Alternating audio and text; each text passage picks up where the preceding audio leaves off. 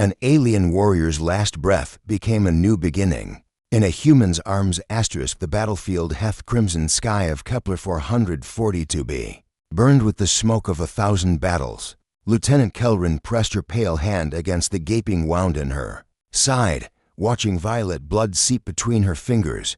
Her squad had retreated hours ago. Following the ancient Zyrethi code, preserve the many, sacrifice the few. She understood their logic, even respected it. What she couldn't understand was why she felt so alone. Her white hair, braided in the warrior's knot, had come undone during the explosion that separated her from her unit. Now it cascaded around her shoulders like freshly fallen snow, stark against the dark metal of her battle armor. The Zyrethi were taught from birth that death in battle was the highest honor, better to die with blade in hand than live with shame in heart. She had repeated this mantra countless times, but now, bleeding out on foreign soil, the words felt hollow. The sound of boots crunching on debris made her grip her plasma rifle tighter. Human soldiers, no doubt, come to claim their prize. She had killed dozens of their kind, earned her rank through calculated brutality and tactical brilliance. If they wanted her alive for interrogation, they would have to settle for her corpse. Hey, over here. The voice was different than she expected, gentle, concerned rather than triumphant. A figure emerged from the smoke, wearing not the dark combat gear of a soldier, but the white and red markings of a field medic. He was tall for a human, with sandy brown hair and kind eyes that seemed out of place on a battlefield. Dr. Elias Ward had been searching for survivors for 3 hours. The human forces had pushed the Zyrethi back, but at tremendous cost. His medical training wouldn't let him ignore the suffering of any sentient being, even the enemy. When he saw the pale figure slumped against the ruined wall, his first instinct wasn't fear, it was to help. Stay back, human, Kelrin whispered, her voice weaker than she intended. She tried to raise her weapon, but her strength was fading fast. I will not be your prisoner. Elias stopped, hands raised peacefully. He had never seen a Zyrethi up close before. The propaganda had painted them as monsters, but the being before him looked more like a wounded angel. Her features were sharp, but elegant, her skin pale as moonlight, and her eyes a striking amber color held pain, but no malice. I'm a medic, he said softly, taking a small step forward. I took an oath to help anyone who's hurt, regardless of species or allegiance. You're bleeding out. Let me help you. Kelrin's training screamed at her to refuse, to die with honor. Intact, but something in the human's voice, a sincerity she had never heard from her own kind, made her hesitate. The Zyrethi valued strength above all else. Weakness was met with scorn, emotions with punishment. This human looked at her like she mattered, not just as a warrior, but as a living being. Why? She managed to ask, her rifle finally slipping from her grasp. Because it's the right thing to do, Elias replied, kneeling beside her, up close. He could see the extent of her injuries. Shrapnel had torn through her armor, and she had lost a dangerous amount of blood. What's your name? Kelrin, she whispered, surprising herself with the answer. Names were sacred among her people, not given lightly to strangers. I'm Elias. I'm going to take care of you, Kelrin. He began unpacking his medical kit, his movements gentle and precise. But I need you to trust me. As consciousness began to slip away, Kelrin found herself doing something no Zyrethi warrior had ever done before. She placed her life in the hands of an enemy. Her last thought before the darkness claimed her was how strange it felt to hear her name spoken with such care. Awakening, Kelri awoke to the sound of rain against glass and the unfamiliar scent of something sweet in the air. Her warrior instinct screamed danger, but her body felt heavy, drugged. As her amber eyes adjusted to the dim light, she realized she was lying in a soft bed, not the cold metal of a prison cell or interrogation room, but an actual bed with clean sheets and pillows. The room was small and cluttered with human belongings. Books stacked on shelves, pictures of landscapes she didn't recognize, and strange devices whose purpose eluded her. Sunlight filtered through a window, revealing dust motes dancing in the air like tiny stars. It was nothing like the sterile military quarters she was accustomed to. You're awake. Elias entered carrying a steaming mug, his hair disheveled as if he hadn't slept well. How are you feeling? She tried to sit up and immediately regretted it as pain shot through her side. "Where am I? This isn't a military facility. It's my apartment," he said, setting the mug on a small table beside the bed. "You were dying. The field hospital was overwhelmed with human casualties, and I couldn't just let you die." In some cell while waiting for treatment, Kelrin stared at him in disbelief. "You brought an enemy combatant to your home? Are you insane?" Elias managed a tired smile. "Probably. My commanding officer certainly thinks so. I'm on administrative leave pending a full investigation." He sat down in a chair that had clearly been positioned for watching over her. "But you're alive, so I'd say it was worth it." The Zyrethi warrior tried to process this information. In her society, such actions would be considered treason. "Your career is ruined because of me." "Maybe, but careers can be rebuilt. Lives can't." He gestured to the mug. "It's tea, chamomile. It'll help with the pain and help you sleep." She eyed the liquid suspiciously. "How do I know it's not poisoned?" Elias took a sip from the mug and then offered it to her. "Because I spent 3 days straight keeping you alive. Poisoning you now would be counterproductive." Against her better judgment, Kelrin accepted the mug. The warm ceramic felt strange in her hands. Zyrethi vessels were typically made of metal or stone. She took a cautious sip and was surprised by the gentle, floral taste. It was nothing like the bitter stimulants her people consumed. "This is pleasant," she admitted reluctantly. Over the following days, Elias cared for her with a patience and gentleness that bewildered the Zyrethi warrior. He changed her bandages, brought her meals, and never once treated her like a prisoner. When fever racked her body, he sat beside her bed with cool cloths, speaking in soft tones about mundane things: the weather, his work at the hospital before the war, his family back on Earth. Kelrin found herself listening despite herself. Zyrethi rarely spoke of personal matters. Their conversations focused on duty, strategy, and honor. But Elias talked about his sister's wedding, his mother's garden, his father's terrible jokes. He painted pictures with words of a life so different from her own that it might as well have been from another universe. "Why do you tell me these things?" she asked one evening as he helped her sit up to eat. "Because you're stuck here listening to me, and I'm a terrible conversationalist," he replied with humor. Then, more seriously, "and because I think you need to know that there's more to life than war." She wanted to argue, to tell him that honor and duty were all that mattered, but the words wouldn't come. Lying in his soft bed, drinking his tea, listening to his stories, she was beginning to understand that maybe there was truth in what he said.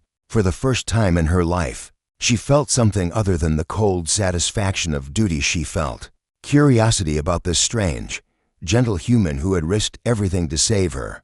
The reckoning morning started like any other in their quiet routine. Kelrin was in the kitchen, attempting to make the human breakfast called pancakes while Elias reviewed medical journals. 3 weeks of recovery had transformed her. She moved with less rigid military bearing, smiled more readily, and had begun wearing her white hair loose around her shoulders instead of in severe braids. She was humming something she'd heard on the radio, a human habit that would have been unthinkable in her former life. The sharp knock on the door shattered their peaceful morning like glass. Elias looked up from his reading, frowning. I'm not expecting anyone, but the rhythmic pattern of the knocking 3 short, too long. 3 short made Kelrin's blood freeze.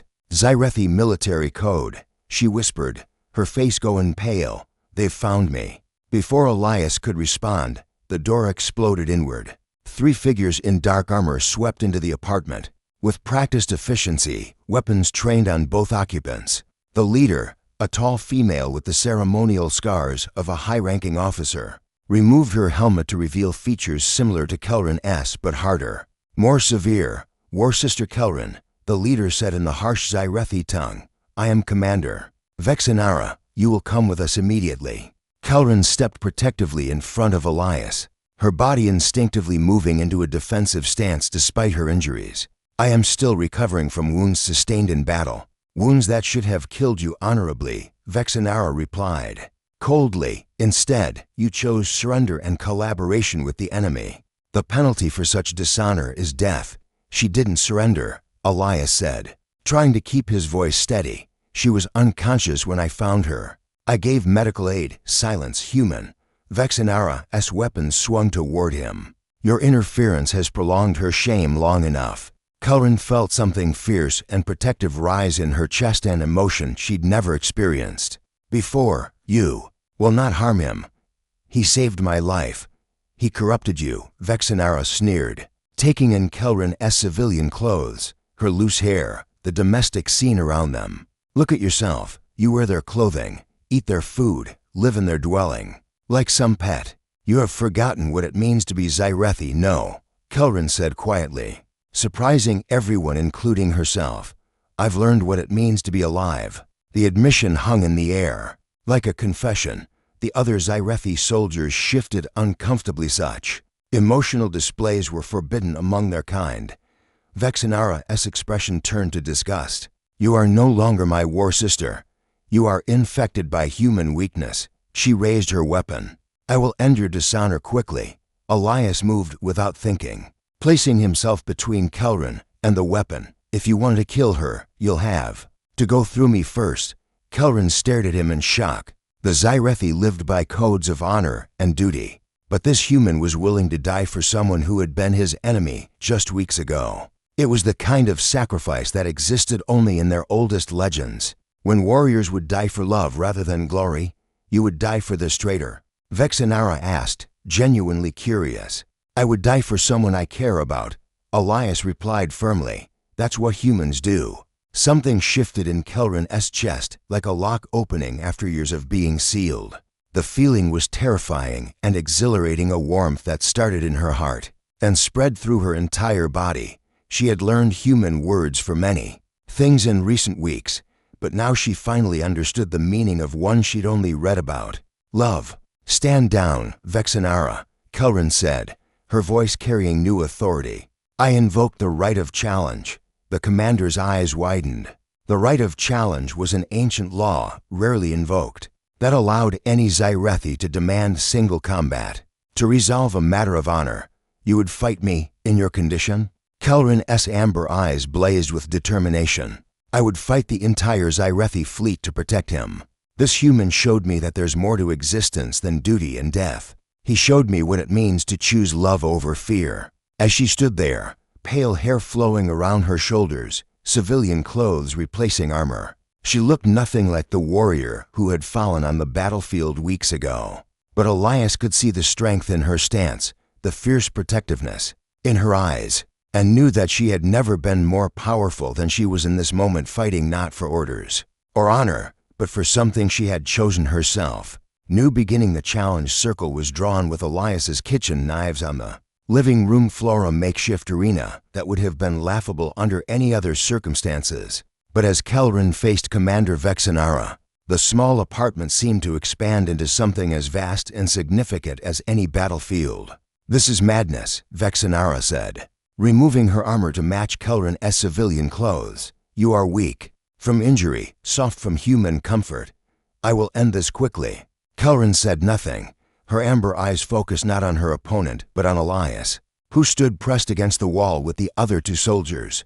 3 weeks ago, she would have fought for duty, for the honor of her unit, for the abstract concept of Zyrethi's superiority. Now she fought for something far more dangerous and powerful. She fought for the right to choose her own future. The combat was brief but brutal. Vexenara was fresh, uninjured, trained in the newest fighting techniques. But Kelrin fought with something her commander had never learned: to harness the desperate strength that comes from protecting what you love. When Vexenara's blade sliced across her already healing side, reopening old wounds, Kelrin didn't retreat. When her opponent's superior strength began to tell, she adapted, using techniques she'd learned from watching Elias cook efficiency through gentleness, achieving goals through flexibility rather than force. The end came when Vexenara, overconfident and increasingly frustrated by Kelrin's unconventional tactics, overextended herself in a killing blow.